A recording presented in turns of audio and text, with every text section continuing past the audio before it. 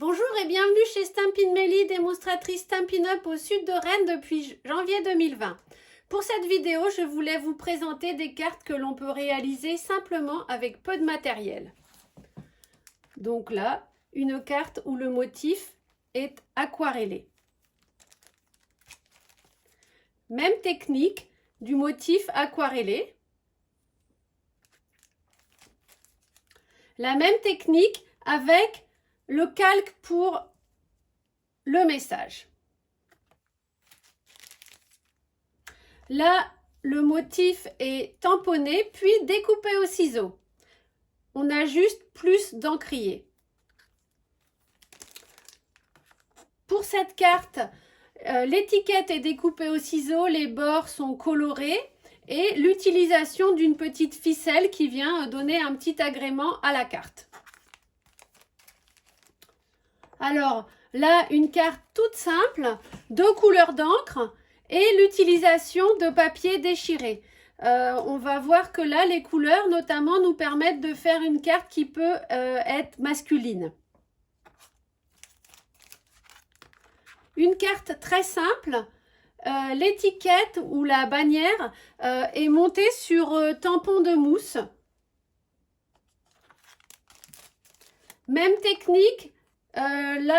Donc l'étiquette est découpée au ciseau et les bords sont ombrés et l'ajout d'un petit nœud. Alors, le même tampon pour 2 résultats différents selon à qui nous allons destiner notre carte, soit à un jeune enfant, soit à un ado ou un adulte. Ici, peu de tamponnage, mais l'utilisation de papier DSP, donc des papiers à motifs, très jolis. Ici, pareil, avec une étiquette découpée au ciseau et collée sur tampon de mousse pour donner un petit peu de relief à la carte. Toujours les papiers DSP, mais qui sont découpés simplement au ciseau, mais pour un rendu complètement différent.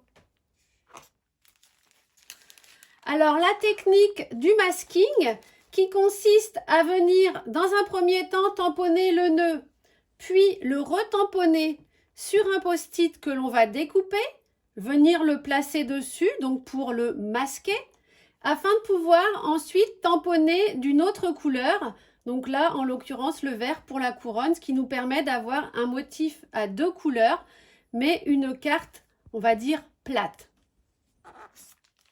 Alors qu'ici, vous reconnaissez le nœud est simplement découpé au ciseau et collé sur un tampon de mousse, donc qui va donner du relief à notre carte. Donc cette technique s'appelle le fussy cutting, découpage fantaisie si on veut. Même technique que j'ai employée pour cette carte où là les motifs de fleurs sont découpés au ciseau puis collés sur la couronne. La prochaine fois, je vous ferai découvrir d'autres cartes que l'on peut réaliser simplement. À bientôt!